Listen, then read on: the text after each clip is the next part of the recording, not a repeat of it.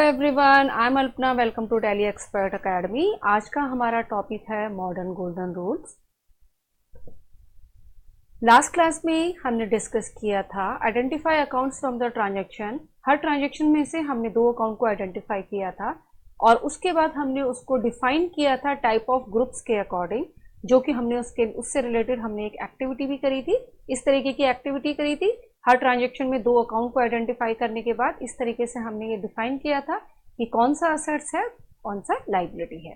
तो अभी तक हम ये सब कुछ कर चुके। अब हम इससे आगे थर्ड स्टेप करते हैं, अप्लाई गोल्डन रूल्स।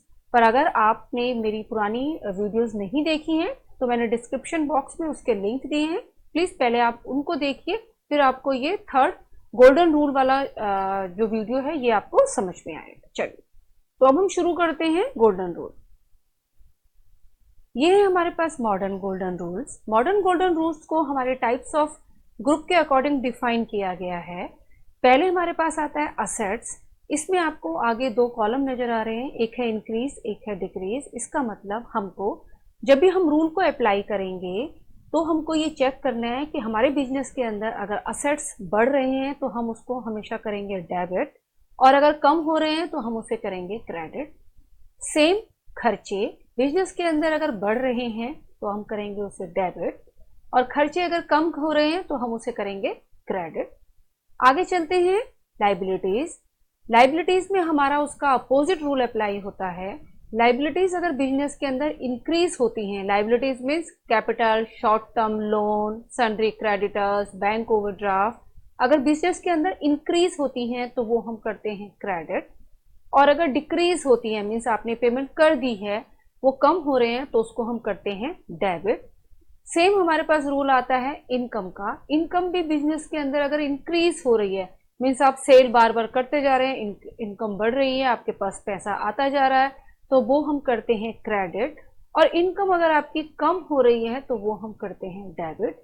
अब हम यहाँ पर ये चीज को चेक करेंगे कि हमको दो रूल देखने हैं कि असेट्स और एक्सपेंस दोनों में एक ही रूल अप्लाई होता है।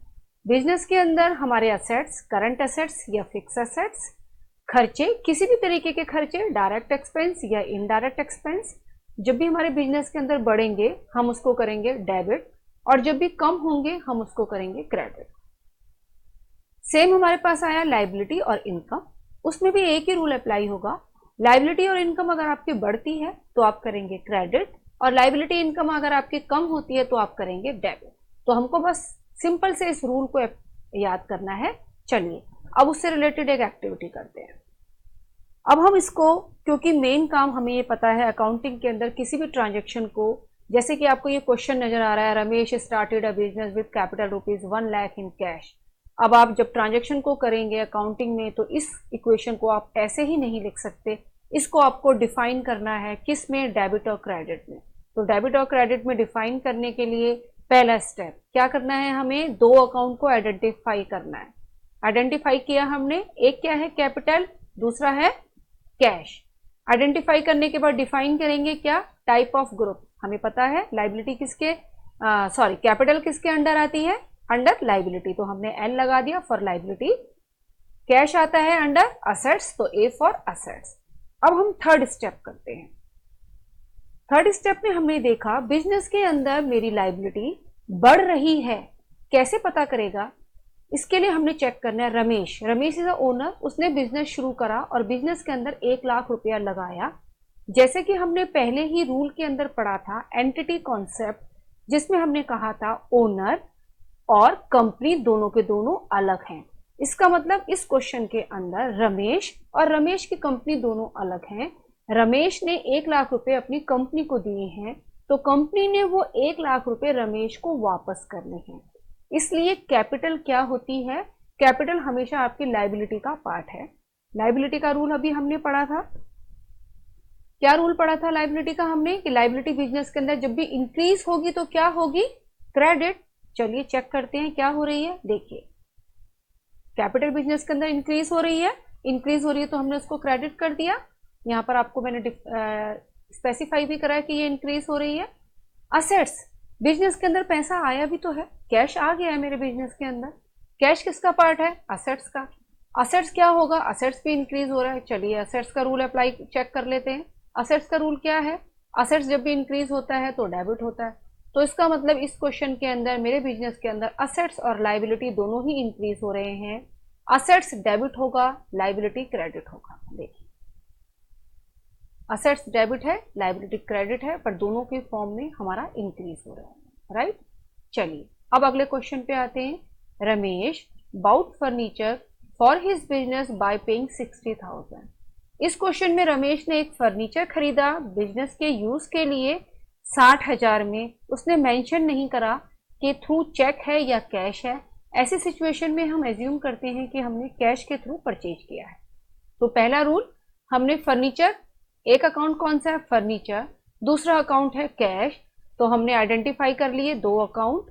अब हम क्या करेंगे, डिफाइन करेंगे उसके टाइप्स ऑफ ग्रुप।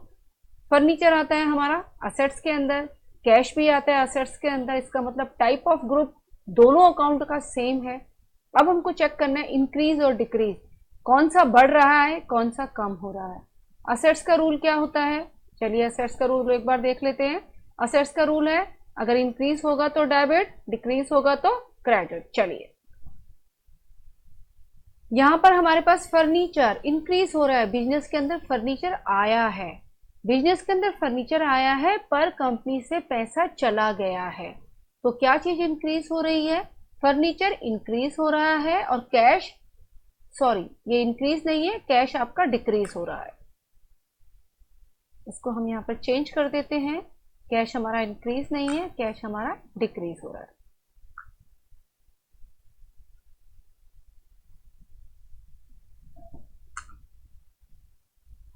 ठीक है, फर्नीचर इंक्रीज है तो फर्नीचर डेबिट होगा, कैश आपका डिक्रीज है तो कैश आपका क्रेडिट होगा, राइट। चलिए अगली एक्टिविटी में चलते हैं। Ramesh paid rent by cheque ₹20,000। फिर दो अकाउंट आइडेंटिफाई करेंगे। पहला कौन सा आया, रेंट, और क्योंकि यहां पर उसने चेक का नाम लिया है तो हम चेक तो नहीं लिख सकते, चेक का मतलब है कि थ्रू बैंक डील कर रहे हैं, तो हमने अपने बैंक का नाम लिख दिया। एक आ गया रेंट अकाउंट, दूसरा आ गया HDFC अकाउंट। अब हमको क्या करना है, इसके टाइप्स ऑफ ग्रुप को आइडेंटिफाई करना है। रेंट क्या है, हमारा खर्चा है, तो E फॉर एक्सपेंस। HDFC क्या है, आपका असेट्स है, तो हमने A दे दिया फॉर असेट्स के लिए। चलिए एक्सपेंस का रूल क्या होता है, हमने जैसे कि types of modern golden rules में पहले ही पढ़ा था। असेट्स और एक्सपेंस में एक ही रूल अप्लाई होता है, क्या, जब भी इंक्रीज होते हैं डेबिट, डिक्रीज होते हैं क्रेडिट। तो बिजनेस के अंदर खर्चे बढ़ रहे हैं, आई इज इंक्रीज, बिजनेस के अंदर खर्चे आपके बढ़ रहे हैं, इंक्रीज हो रहे हैं, तो हमने इसको कर दिया डेबिट। और आपका बैंक, ये आपका क्रेडिट हो रहा है, कम हो रहा है, डिक्रीज हो रहा है, तो इसको हमने कर दिया क्रेडिट। ठीक है, चलिए अब हम आते हैं अगले क्वेश्चन में। Ramesh purchase goods worth ₹60,000 from Ram. इस क्वेश्चन के अंदर रमेश ने बिजनेस के अंदर, मतलब ओनर ने बिजनेस के अंदर सामान खरीदा है, गुड्स खरीदा है, किससे, राम से। तो राम क्या है, हमारी लाइबिलिटी। मेरे पास अगर गुड्स आ गई हैं तो मुझे राम को पेमेंट करनी है। चलिए दो अकाउंट कौन से हुए, एक हो गया हमारे पास परचेज अकाउंट, दूसरा हो गया राम अकाउंट। परचेज असेट्स के अंदर आएगा, राम आपकी लाइबिलिटी है क्योंकि आपने, कंपनी ने उसको पेमेंट करनी है, तो इसको हमने ग्रुप ले लिया लाइबिलिटी। अब रूल अप्लाई करते हैं। असेट्स का रूल क्या होता है, जब भी इंक्रीज होता है डेबिट, डिक्रीज होता है तो क्रेडिट। जब आपने गुड्स को परचेज किया तो आपके पास माल आ गया, स्टॉक आ गया, तो बढ़ गया, बढ़ गया तो हमने इसको डेबिट कर दिया, इंक्रीज हो रहा है, फाइन। चलिए अब आते हैं हम राम में। राम क्या है, लाइबिलिटी है। अगर मैंने सामान खरीदा तो राम को, मुझे, मेरी कंपनी ने राम को पेमेंट करनी है। राम मेरे लिए क्या है, सन्ड्री क्रेडिटर है, तो मेरी लाइबिलिटी भी इंक्रीज हो गई है। इस क्वेश्चन के अंदर हमारा दोनों ही चीजें इंक्रीज हो रही हैं, यहाँ पर असेट्स इंक्रीज हो रहा है, यहाँ पर लाइबिलिटी इंक्रीज हो रही है। लाइबिलिटी का रूल हमने पहले पढ़ा था कि लाइबिलिटी जब भी इंक्रीज होती है हम क्या करते हैं, उसको क्रेडिट करते हैं। तो देखिए ये हो गया हमारा क्रेडिट। तो इस तरीके से यहाँ पर हमने 4 क्वेश्चन को डिफाइन करा। हमने ये डिस्कस किया कि हर ट्रांजेक्शन में आपने पहले 2 अकाउंट आइडेंटिफाई करने हैं, उसके बाद उसका टाइप ऑफ ग्रुप बताना है, फिर आपने ये देखना है कि ये इंक्रीज है या डिक्रीज, उसके अकॉर्डिंग आपने डेबिट करना है और क्रेडिट करना है। तो यहाँ पर तो हमने उसको समझ लिया, और अब हम अगला स्टेप करते हैं जिस स्टेप में हम ये देखेंगे, ये है हमारी जर्नल एंट्री। जो क्वेश्चन अभी हमने पहले ऊपर डिस्कस किए, वो चारों क्वेश्चन हम उस तरीके से अपनी बुक्स के अंदर एंटर नहीं करते हैं। बुक्स के अंदर लिखने का तरीका अलग होता है, एक अलग फॉर्मेट होता है। ये है हमारे पास एक जर्नल रजिस्टर, जिस जर्नल रजिस्टर के अंदर हमारे अलग अलग कॉलम होते हैं, जैसे कि आपको नजर आ रहे हैं। हमारे पास 5 कॉलम है। पहला date, particulars, ledger folio, debit and credit. कोई भी एंट्री जिस डेट में होती है उसमें पहले डेट आती है। फिर हमने अभी क्वेश्चन किया था कि कैश बिजनेस के अंदर मेरे पास कैपिटल आई थी। उसको लिखने का तरीका होता है आपका कि हमेशा आप सबसे पहले ऊपर डेबिट को लिखते हैं, जैसे कि हमने लिखा है कैश अकाउंट। कैश अकाउंट के बाद आप देख रहे होंगे इस लाइन के एंड में हमने लिखा है D R, D R is debit. Debit के कॉलम के अंदर डेबिट की अमाउंट लिखी है। फिर नीचे हमने थोड़ा सा स्पेस छोड़ा है। फिर हमने लिखा है टू, टू रिप्रेजेंट करता है क्रेडिट को। फिर हमने दिया टू कैपिटल अकाउंट, और इसके आगे हमने क्रेडिट की अमाउंट हमने क्रेडिट के कॉलम पे लिखी है। लेजर फोलियो को हमने ब्लैंक छोड़ा है, इसमें हमने कुछ नहीं लिखा है। इसका मतलब ये है कि जर्नल एंट्रीज को करने के बाद इसकी पोस्टिंग हमारे एक लेजर, एक बुक अलग से होती है, उसमें होती है। उसका पेज नंबर हमको इसको बाद में लिखना होता है। नीचे ये है आपके पास एक नरेशन का पार्ट। हमने कहा स्टार्टेड बिजनेस विद कैश, ये नरेशन लिखनी जरूरी है।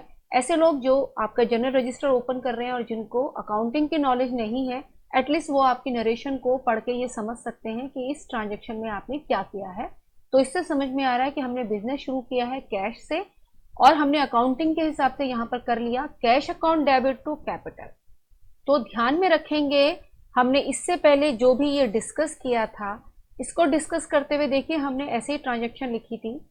पर हमने जब हम उस ट्रांजेक्शन, ये हमारा एक रफ वर्क है ट्रांजेक्शन को समझने का, पर जब हम इसको फेयर में करते हैं तो हमारा लिखने का तरीका इस तरीके से होता है। चलिए, अगला क्वेश्चन था हमारा फर्नीचर का। हमने फर्नीचर पर परचेज किया था कैश में, तो जिस दिन की वो ट्रांजेक्शन है वो डेट डालेंगे। फिर लिखेंगे फर्नीचर अकाउंट डेबिट, हमेशा डेबिट ऊपर, to cash means furniture account debit means furniture increase हुआ, आ गया है, डेबिट में आया। कैश हमारा कम हो गया, वो क्रेडिट में चला गया। ठीक है। थर्ड क्वेश्चन हमने किया था, रेंट पेड किया था थ्रू चेक, तो हमने कहा rent account debit to HDFC bank, ये हमने करा। और हमने दोनों के कॉलम के आगे, डेबिट के आगे डेबिट की अमाउंट, क्रेडिट के आगे क्रेडिट की अमाउंट लिखी, और नरेशन दे दी कि rent paid through the which cheque number. Cheque number mention करना कंपलसरी है। फिर हमने अगला ट्रांजेक्शन किया, हमने गुड्स परचेज करी थी राम से, तो हमारा क्या था, परचेज अकाउंट भी, असेट्स भी इंक्रीज हो रहा है और लाइबिलिटी भी इंक्रीज हो रही है। तो हमने क्या किया, परचेज अकाउंट डेबिट कर दिया, डेबिट के आगे उसकी अमाउंट लिखी, और रमेश को हमने क्रेडिट करा टू रमेश अकाउंट, और इसके आगे हमने इसके कॉलम के आगे इसकी अमाउंट लिखी। यहाँ पर ध्यान में रखना है, डेबिट को मेंशन किया जाता है, टू का मतलब क्रेडिट होता है, तो इसके लिए हम क्रेडिट अलग से नहीं लिखते हैं। तो ये हमारा जर्नल एंट्री करने का फॉर्मेट है। इससे पहले जो हमने डिस्कस किया था वो एक रफ वर्क था। वो सारी कैलकुलेशन आपको करने के बाद इस तरीके से आप जर्नल एंट्री करेंगे। इसके बाद मैंने एक एक्टिविटी आपको दी है, ये एक्टिविटी आप सेम उसी तरीके से फॉलो करेंगे जो हमने आज की वीडियो में डिस्कस किया है।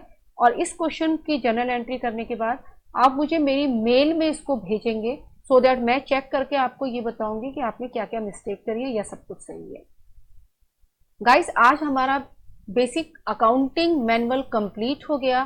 टैली के अंदर आपको काम करने के लिए बस केवल इतनी सी नॉलेज चाहिए कि आपको ये जर्नल एंट्री करनी आनी चाहिए, और इस जर्नल एंट्री को करने के लिए कोई चीज आपको अकाउंट को आइडेंटिफाई करना है, टाइप ऑफ ग्रुप को ध्यान में रखना है, और फिर गोल्डन रूल को ध्यान में रखना है। कल से जो हम शुरू करेंगे, कल से हम टैली को शुरू करेंगे। टैली के अंदर कंपनी क्रिएट करेंगे, ट्रायल बैलेंस बनाएंगे, ट्रेडिंग, पीएनएल, बैलेंस शीट, ये सारी चीजें बनाएंगे और ट्रांजैक्शन को डालेंगे। So guys, thank you so much for watching my video. Please like it and subscribe it.